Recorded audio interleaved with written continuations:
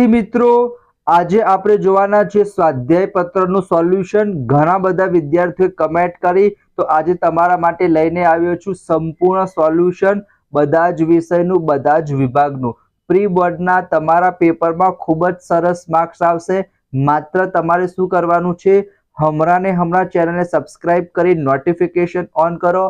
બધા જ વિડીયો વિદ્યાર્થી મિત્રો જોઈ લેજો। ગેરંટી સાથે કહું છું, તમારી જેટલી એક્સપેક્ટેશન છે ને એના કરતાં પણ ખૂબ જ સરસ માર્ક્સ આવશે।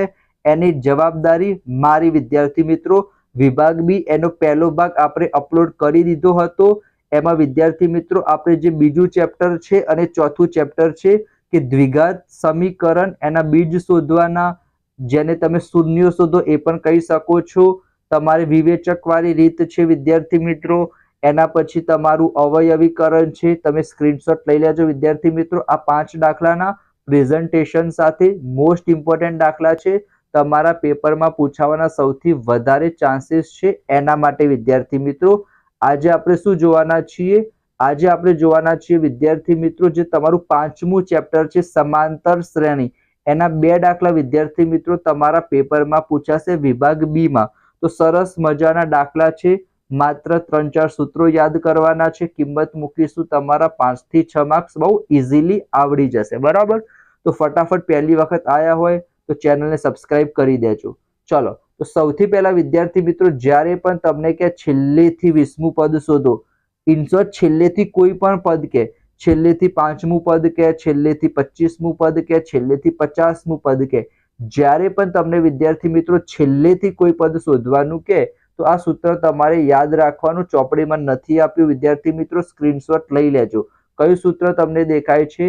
L માઇનસ કૌંસમાં n minus 1 into D. L એટલે શું થશે વિદ્યાર્થી મિત્રો? અંતિમ પદ થશે। તો અંતિમ પદ કેટલું આપેલું છે? 253। n એટલે છેલ્લેથી કયું પદ શોધવાનું છે? 20મું પદ। તો n બરાબર કેટલા લખી દેવાના? 20 લખી દેવાના। અને ડી એટલે શું થશે વિદ્યાર્થી મિત્રો? સામાન્ય તફાવત। તો 8 માંથી 3 જશે તો કેટલા આવશે? 5 આવશે। તો આપણે કેટલા લખી દીધા? 5 લખી દીધા। અને નોર્મલ તમે એનું સાદું રૂપ આપશો તો વિદ્યાર્થી મિત્રો તમને જવાબ મળી રહેશે। અહીંયા બાજુમાં પણ મેં થોડુંક સરસ રીતના એક્સપ્લેન કર્યું છે, હું થોડુંક હટાવી દઉં જેથી તમે સરસ મજાનો સ્ક્રીનશોટ લઈ લો વિદ્યાર્થી મિત્રો। છેલ્લેથી તમને જ્યારે પણ કોઈ પદ શોધવાનું કે, તો આ સૂત્રનો આપણે ઉપયોગ કરીશું, બરાબર। ફટાફટ ખબર પડી હોય તો સ્ક્રીનશોટ લઈ અને ચેનલને સબસ્ક્રાઇબ કરી દો વિદ્યાર્થી મિત્રો। તમારા ફૂલ માર્ક્સ આવશે। અત્યારે હાલ કમેન્ટ કરો કે તમારે કયો વિડીયો જોઈએ છે વિજ્ઞાન માટે, ગણિત માટે। કોઈ એક સ્ટુડન્ટ પર કમેન્ટ કરશે તો હું રિસ્પોન્સિબિલિટી લઉં છું કે એના માટે હું સ્પેશિયલ વિડીયો બનાવી દઈશ, બરાબર। ચલો, એના પછી વિદ્યાર્થી મિત્રો 17મા નંબરનો પ્રશ્નની જો આપણે વાત કરીએ, તો જ્યારે પણ વિદ્યાર્થી મિત્રો આવા પ્રકારે ખાનાવાળા પૂછાય ત્યારે તમારે શું કરવાનું? 2 સમીકરણ બનાવવાના। જેમ કે અહીંયા વિદ્યાર્થી મિત્રો પહેલું પદ આપેલું છે -4, તો એ બરાબર મેં શું લખી દીધું? -4 લખી દીધું। એ બરાબર પ્રથમ પદ। અહીંયા વિદ્યાર્થી મિત્રો 6 આપેલું છે, તો આપણે જોવાનું કે કયા નંબરનું પદ છે। તો તમે ગણો, આ પહેલા નંબરનું, બીજા નંબરનું, ત્રીજા નંબરનું, ચોથા નંબરનું, 5મા નંબરનું। આ વિદ્યાર્થી મિત્રો 6થા નંબરનું પદ છે, તો આપણે શું લખી દીધું? 6થા નંબરનું પદ, એને આપણે A6 કહેવાય। એ કેટલું આપેલું છે? 6 આપેલું છે। A6 ની જગ્યાએ આપણે શું લખી શકીએ? A + 5D। કયું સૂત્ર? an વાળું। an બરાબર A + કૌંસમાં n માઇનસ 1 ઇન્ટુ ડી। તો એના પ્રમાણે A + 5D થઈ ગયું। A ની કિંમત આપણને -4 ખબર છે, તો A ની જગ્યાએ -4 મૂકી દઈશું, તો આપણને વિદ્યાર્થી મિત્રો D ની કિંમત મળી જશે।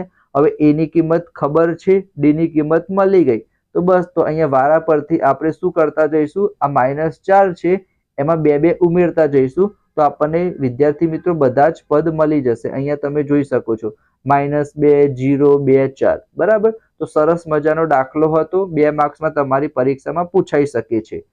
એના પછી વિદ્યાર્થી મિત્રો 18મા નંબરનો દાખલો જોવા જઈએ, તો આ દાખલો વિદ્યાર્થી મિત્રો 2 માર્ક્સ કરતા 3 માર્ક્સમાં પૂછાવાના સૌથી વધારે ચાન્સીસ છે।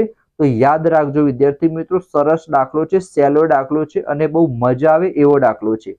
જ્યારે પણ વિદ્યાર્થી મિત્રો તમને 2 પદ આપેલા હોય, જેમ કે કીધું છે 11મું પદ 38 અને 16મું પદ 73, મોસ્ટ ઇમ્પોર્ટન્ટ દાખલો છે, તમારા પ્રી બોર્ડમાં પૂછાવાના સૌથી વધારે ચાન્સીસ છે 3 માર્ક્સમાં। 11મું પદ 38 અને 16મું પદ 73, તો 11મું પદ 38 ની જગ્યાએ શું લખાય? a + 10d = 38 an વાળું સૂત્ર. અને 16મું પદ 73, તો a + 15d બરાબર શું લખાય? 73. તો અહીંયા વિદ્યાર્થી મિત્રો આપણને જે બે સમીકરણ મળ્યા એ બે સમીકરણને શું કરવાના વિદ્યાર્થી મિત્રો? લોપની મદદથી સોલ્વ કરવાના. અહીંયા જો તમે બંને સમીકરણને લોપની મદદથી સોલ્વ કર્યા તો d ની કિંમત મળી ગઈ.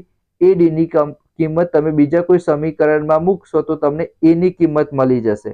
a ની કિંમત મળી ગઈ, d ની કિંમત મળી ગઈ. બસ વિદ્યાર્થી મિત્રો, હવે તમને જે પદ શોધવાનું કે એ પદમાં તમારે શું કરી દેવાની? કિંમત મૂકી દેવાની. ખબર પડી વિદ્યાર્થી મિત્રો? એક વખત હું તમને ફરીથી બતાવી દઉં, તમે સ્ક્રીનશોટ લઈ લો. સારો દાખલો છે.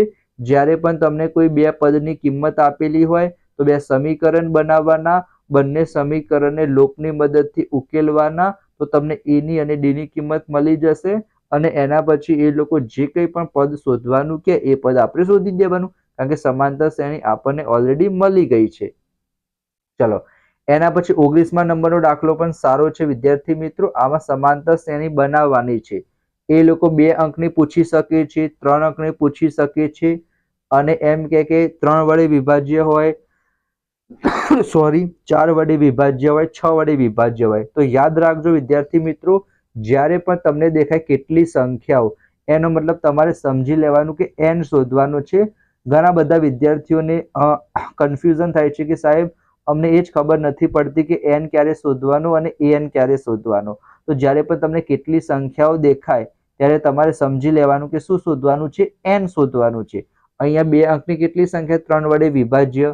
તો 10 થી ચાલુ કરીએ પણ 10 3 વડે ના ભાગ ચાલે, 11 નો ના ચાલે, 12 3 ના ઘડિયામાં આવશે. તો પ્રથમ પદ શું આવશે? 12 આવશે. 3 વડે વિભાજ્ય કીધું છે તો 3 3 ઉમેરતા જવાનું, 15 18 21. અને છેલ્લી 2 અંકની સંખ્યા કઈ? 99. તો 33 તરી 99 થશે. 99 ને આપણે 3 વડે ભાગી શકીશું, બરાબર. પણ જો 4 વડે કીધું હોત તો આપણે શું લેવા પડત? 98 લઈએ કે 96 લઈએ? એ તમને ખબર પડી જવાની. જો ખબર ના પડે તો એક વખત 98 ને 4 વડે ભાગવાના, જોવાનું ભગાય છે કે નથી ભગાતા. 97 તો નહીં ભગાય, 96 ભગાશે, નહીં ભગાય, ભગાશે. 24 કેટલા થશે વિદ્યાર્થી મિત્રો? 96 થાય? ના થાય. ખબર છે ને 24 કેટલા થાય? 96 થાય કે ના થાય? કમેન્ટમાં મને જણાવજો, બરાબર. ચલો, થઈ જશે. એના પછી બસ વિદ્યાર્થી મિત્રો કિંમત મૂકીશું એટલે તમને n ની કિંમત મળી જશે. 19મા નંબરનો પ્રશ્ન.